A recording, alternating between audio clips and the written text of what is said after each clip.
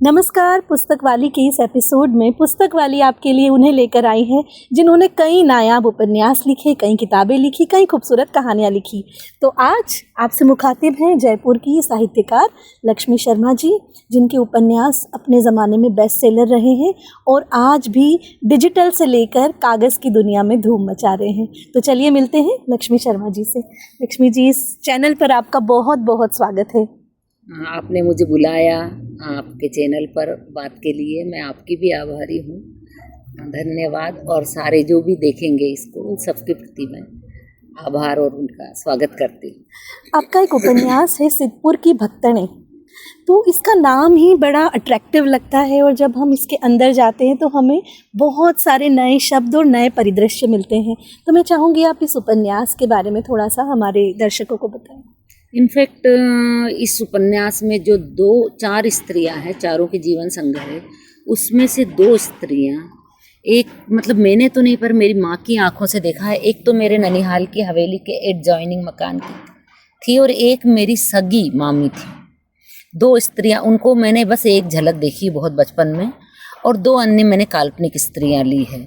और राजस्थान में भक्तनें उन स्त्रियों को कहा जाता है जो बहुत छल कपट करके ऊपर से बड़ी भली और चरित्रवान और ऐसी बनती है, लेकिन वो बड़ी ऐसी कामणगारी, राजस्थान में जो शब्द कहते हैं कामिनी टाइप की, वो बड़ी मतलब भीतर से जैसे कहते हैं चतुर चालाक होती है। चालाक शब्द ज़्यादा सही है।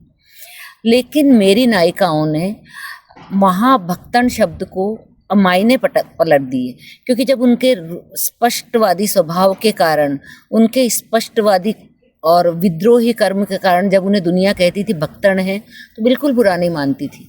और वो अपनी बच्चियों को या ननद की लड़की को कहती थी, हाँ बेटा तुम भी भक्तन ही बनना। और उन्होंने बिल्कुल परवाह नहीं की समाज की। और अंत में उन्होंने चारों ने एक मिसाल कायम की कि किस तरह से एक स्त्री बिना किसी बड़े बड़े नारे के या बड़ी बिंदी गैंग जिसे कहते हैं, हालांकि मुझे उससे कोई एतराज़ नहीं है, या उसका एक प्रायोजक स्त्री विमर्श को लेकर चलने वाली स्त्रियों से अलग, अनपढ़ गंवार अशिक्षित स्त्रियां किस तरह से बदलाव करती। उसमें एक चरित्र है ललिता का, वो किस्मत की मारी धुर दक्षिण से उसके गांव में आ जाती, उसको बोली भी नहीं आती, उसकी बड़ी बड़ी आंखों और पहनावे से लोग उसे तांत्रिक डाकिन जिसे कहते हैं ना, वो समझने लगते हैं। और उसको कैरी रखती है, वो बरसों बरस कैरी रखती, 20-30 साल, कि इसने मेरी भरी जवानी में मेरी आबरू बचाई, लोग जब मुझे डायन मानते हैं। ओह माय तो गॉड। हाँ, और मैंने जान के, मेरे पास कुछ नहीं था तो ठीक रहा, घिसके मैंने चंदन लगाया और लोगों को डर लगता था, मैं जान करके बाल फैला के रहती थी और मुझे कुछ नहीं आता था। कोई कहता मेरे बच्चे को तो मैं हनुमान चालीसा पढ़ के फूंक मार देती थी, वो ठीक भी हो गया। तो इस तरह से चौथी वाली पढ़ी लिखी डॉक्टर है, लेकिन वो विद्रोह करती है, वो अंतर्धार्मिक विवाह करती है। और इसमें बहुत बड़े बड़े कोई नारे और इस तरह की बात नहीं, सामान्य जीवन में अनपढ़ अशिक्षित स्त्रियां कैसे विद्रोह करती है। आपने बड़े खूबसूरती से बताया। असल में जो रियल चेंजेस हैं, ग्राउंड पे जो चेंजेस आते हैं, वो इन्हीं छोटे छोटे से चीज़ों में झलकते हैं। वो बड़े बड़े नारों और बड़े बड़े बैनर में नहीं झलकते। तो अभी तो टाइम चल रहा है जब फेमिनिज्म की लहर है और हर जगह महिलाएं रेबल हो रही हैं, जो सब्जेक्ट टैबू थे उन पे बात की जा रही है, उन पे कैंपेन हो रहे हैं। तो ऐसे में साहित्य कितना इम्पोर्टेंट है किसी भी देश, किसी भी समाज में फेमिनिज्म को आगे बढ़ाने के लिए, इक्वालिटी को, समानता को बराबरी पे लाने के लिए। देखिए, कहावत है, बिना साहित्य कला संस्कृति के कोई भी देश ऐसे है जैसे बिना मस्तिष्क का कबंध यानी धड़।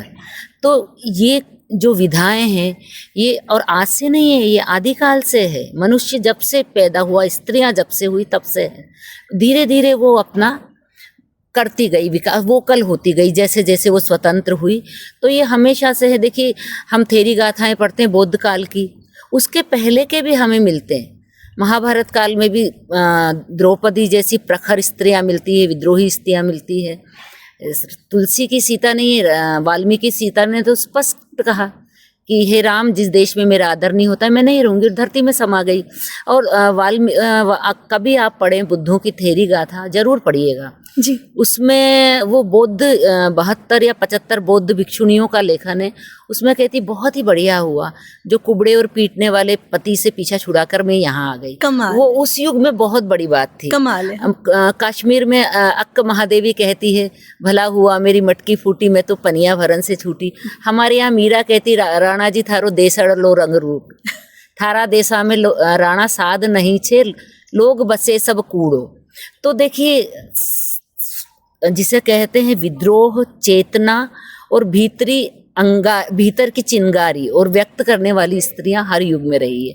लेकिन एक समय था जब वो आर्थिक रूप से निर्भर थी और अर्थ इस दुनिया में ऐसी चीज़ है जो सबसे ज़्यादा कार्य करता है स्त्री की मुक्ति में। चाहे स्त्री कैसे भी कर पापड़ बेले कॉलेज में पढ़ाए अंतरिक्ष में जाए।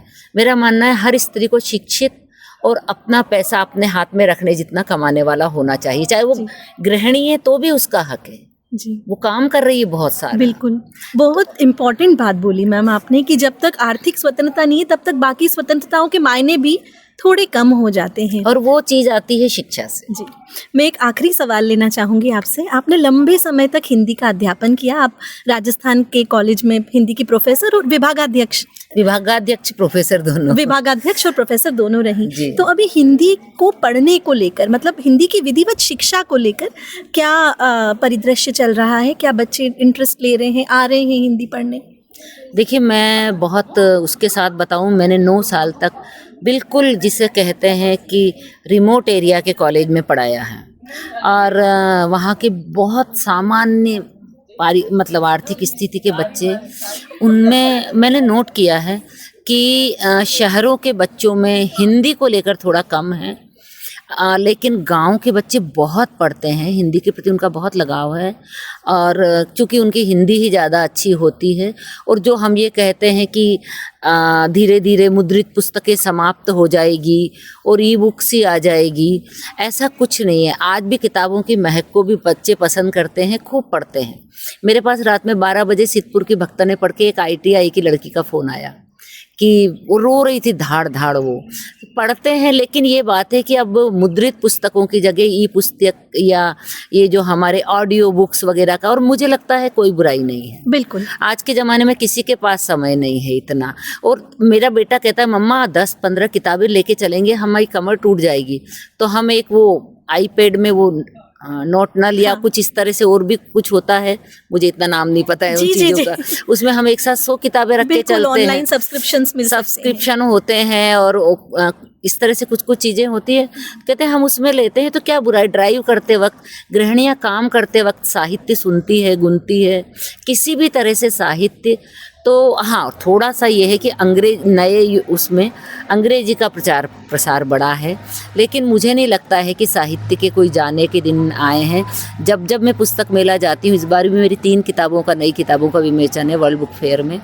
खूब यंगस्टर खूब खरीदते हैं, देखते हैं, आते हैं, सिग्नेचर लेते हैं। तो इस चीज़ में ज़्यादा निराश होने की आवश्यकता नहीं है। मैम, आपने इतना टाइम दिया और इतनी उम्दा जानकारियाँ दी। सबसे बड़ी बात है कि आपसे इंटरव्यू के बाद मुझे और मेरे बहुत सारे फॉलोअर्स को बहुत सारी नई किताबों के बारे में पता चला, चाहे वो बौद्ध भिक्षुणियों के बारे में हो या खुद सिद्धपुर की भक्तनें हो। हमें एक नया नज़रिया मिलेगा और अब हमारी रीडिंग लिस्ट में, रीडिंग बकेट में कुछ और किताबें जुड़ जाएंगी। तो आपने इतना टाइम दिया, इसके लिए बहुत बहुत धन्यवाद। और दोस्तों, अगर आप लक्ष्मी शर्मा जी की किताबें पढ़ना चाहते हैं तो उनका लेटेस्ट उपन्यास लीला अमेज़ॉन और उनकी तमाम सारी दूसरी नॉवेल्स अमेज़ॉन के साथ अलग अलग ऑनलाइन प्लेटफॉर्म्स पर अवेलेबल है। आप कहानी संग्रह भी, उनके कहानी संग्रह भी है, तो आप ज़रूर खरीदें, ज़रूर पढ़ें। Thank you.